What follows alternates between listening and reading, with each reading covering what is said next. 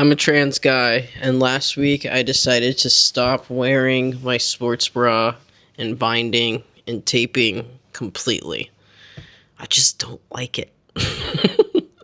So I'm wearing nothing. It's just me and my body from here on out. And I just thought I'm, grateful and fortunate enough to have small breasts as it is.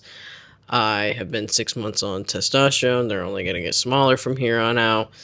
And the other thing that's brought this all into focus for me is like summer's just right around the corner. So chest dysphoria hits a lot different when it's summertime, and it had me sitting with some pretty intense, sensations in my body that comes up when I'm in those experiences of chest dysphoria. And those sensations include one, I just don't like how the sports bra line looks in the shirt, and I don't like how it feels either. Two, I don't like the feeling of sweating in it. And three, I just don't like the feeling of compression either, whether that be from the sports bra, the binding, or the tape. It just feels so like tight. And with somebody that has sensory issues already, like it also is also annoying and irritating and like genuinely like frustrating to like me in my nervous system.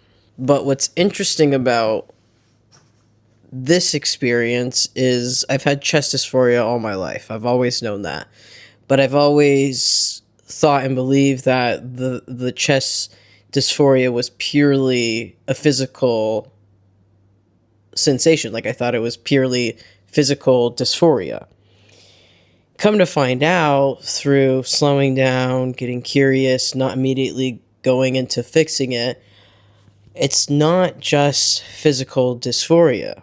There are other layers of dysphoria that are actually influencing that physical layer. Social dysphoria shows up when I'm worried about how people are going to perceive me in my body. And then identity dysphoria shows up when I'm sitting with those questions of what my chest means about manhood or my masculinity. And energetic dysphoria shows up as well because that's just saying that something is coming up for me that I can't fully put words on. So that comes into play as well. And then the last thing that comes into play is spiritual dysphoria.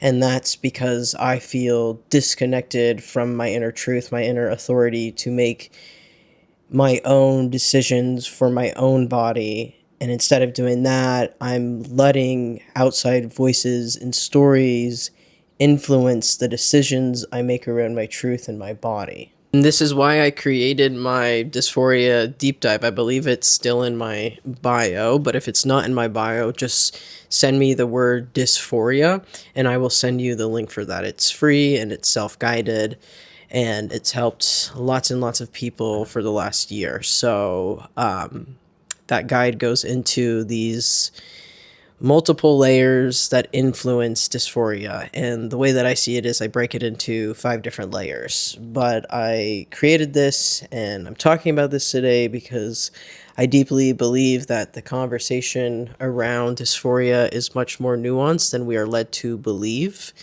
And I'm here to help expand and be a part of expanding that conversation, because what might be physical on a conscious level is often connected to deeper things influencing it underneath the surface, like a belief, a story, a fear, a survival pattern, a past experience, and so on and so forth. And for me, all of this isn't to say that I've decided I'm not going to get surgery someday. Like, that's beyond the point of this conversation and video. I might get surgery one day or I might not. But what this is about me making a choice that feels true for me right now in this season of my journey for my truth and my body. And right now, the most truthful thing for me in my journey, in my body, is I don't want to bind. I don't want to cover up. I don't want to force discomfort in the name of comfort. I want to listen. I want to build a deeper relationship with my body. I want to learn what dysphoria is actually asking of me underneath all the layers. That's the work that I'm committed to in my own life, in my own journey, and sharing with the rest of the world.